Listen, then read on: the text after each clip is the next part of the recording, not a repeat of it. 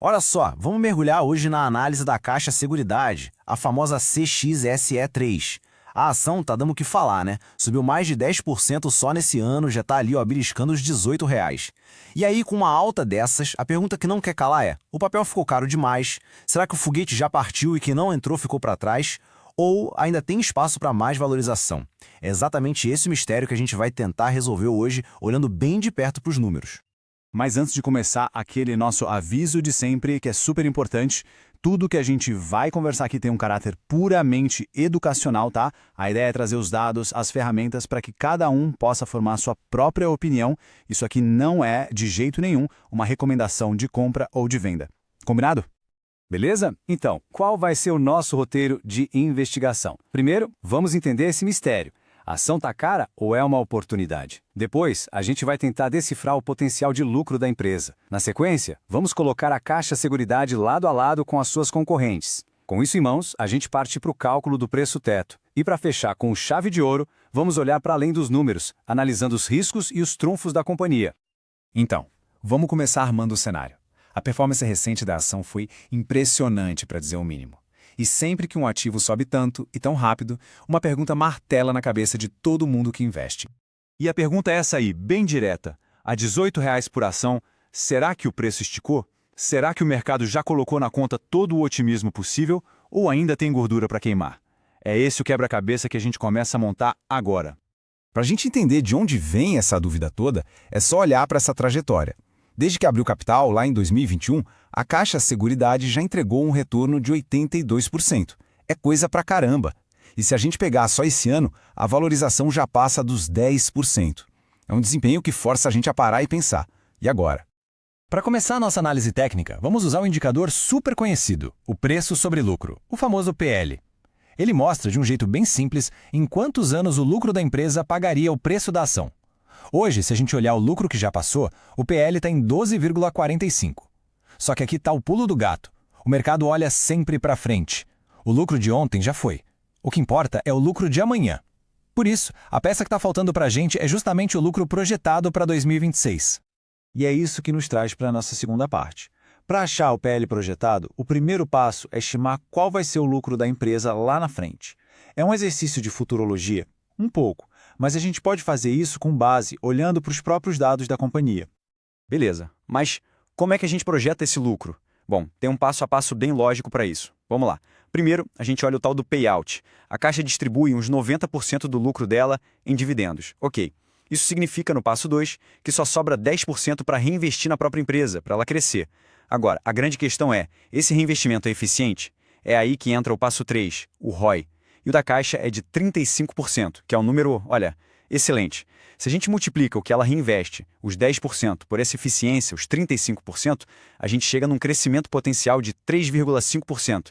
Para nossa análise aqui, para sermos um pouquinho mais, digamos, otimistas, mas ainda conservadores, a gente vai adotar a projeção de 5% de crescimento. Fechado? E só para garantir que está todo mundo na mesma página, o que é esse tal de ROI? Pensa nele como se fosse a potência do motor da empresa. Ele mostra o quão boa a gestão é em pegar o dinheiro dos acionistas e transformar em mais dinheiro em lucro. Um ROI de 35% é fantástico. Significa que, para cada R$ 100 que estão lá no patrimônio da empresa, ela consegue gerar R$ 35 de lucro. É uma verdadeira maquininha de fazer dinheiro. Então, pegando o lucro que a empresa já tem e aplicando aquela nossa taxa de crescimento de 5%, a gente chega nesse número aí, uma projeção de lucro de 4,5 bilhões de reais para 2026. Anota esse número porque ele é a nossa peça central daqui para frente. Tudo vai depender dele. Ok, agora a gente tem uma projeção de lucro. Mas o número solto assim não diz muita coisa. Nenhuma empresa vive numa ilha, certo? Ela compete com outras. Então, o próximo passo lógico é comparar a Caixa Seguridade com as suas principais concorrentes, que também estão na bolsa. E essa tabela aqui dá uma boa ideia do cenário. Com o nosso lucro projetado, o PL da Caixa Seguridade para 2026 fica em torno de 12 vezes. Quando a gente olha para a BB Seguridade, o múltiplo é bem mais baixo, na casa de 9. Mas tem um motivo para isso. O mercado acha que o lucro da BB Seguridade vai cair com a Selic mais baixa. Já a Porto Seguro está ali no meio, entre 10 e 11. O que a gente tira daqui é que, mesmo olhando para o futuro, a Caixa Seguridade parece ser negociada com certo prêmio em relação às suas rivais. E aí, estamos na metade da nossa análise. Se esse tipo de conteúdo mais a fundo está sendo útil, já aproveita e se inscreve aqui no canal. Assim, não se perde nenhum dos próximos materiais que a gente preparar. Aproveitando a pausa, uma dica rápida. Para investir com mais segurança, a melhor ferramenta é o conhecimento. Por isso, eu preparei uma seleção especial de livros que são, na minha opinião, obrigatórios para quem quer entender de verdade o mercado financeiro. A lista completa está aqui na descrição. Bora continuar. A gente já comparou a empresa com as outras do setor e agora vamos tentar uma abordagem diferente. Calcular um preço teto para a ação. E para fazer isso, vamos usar uma ferramenta clássica de mercado, o modelo de Gordon. Ele é perfeito para empresas como a Caixa, que são ótimas pagadoras de dividendos, porque ele usa justamente os dividendos para estimar um valor justo. Para usar o modelo de Gordon, a gente precisa de 3 ingredientes. Pensa numa receita de bolo. O primeiro é o dividendo que a gente espera receber, que projetamos em R$ 1,35 por ação. O segundo é a taxa de desconto. Pensa nela como o retorno mínimo que o investimento tem que dar para valer a pena, sabe? Vamos usar 12,5%. E por último, uma taxa de crescimento desses dividendos para o longo prazo. Aqui tem que ser bem conservador. Vamos usar 3%. E quando a gente joga esses 3 ingredientes na fórmula, o resultado é esse aí, um preço teto de R$ 14,21.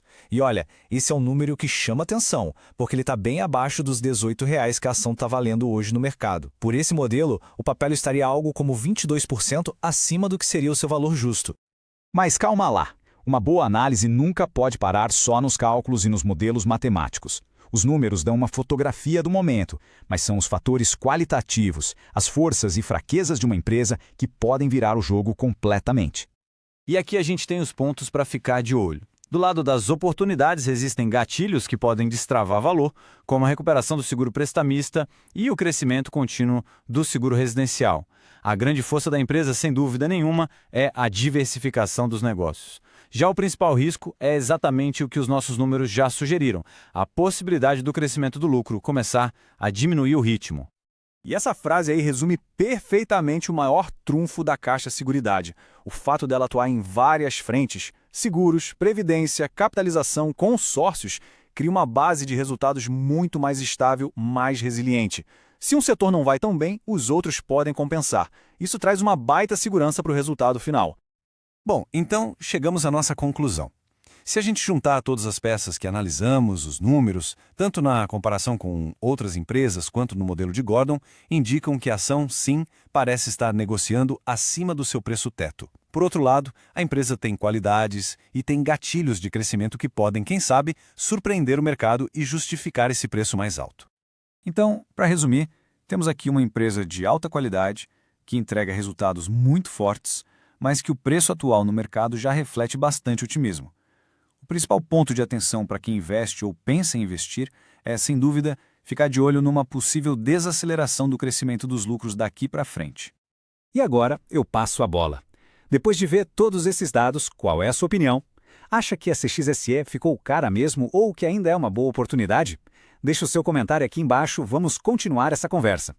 E claro, não esquece de se inscrever no canal para não perder as próximas análises como essa. Muito obrigado pela companhia e a gente se vê na próxima.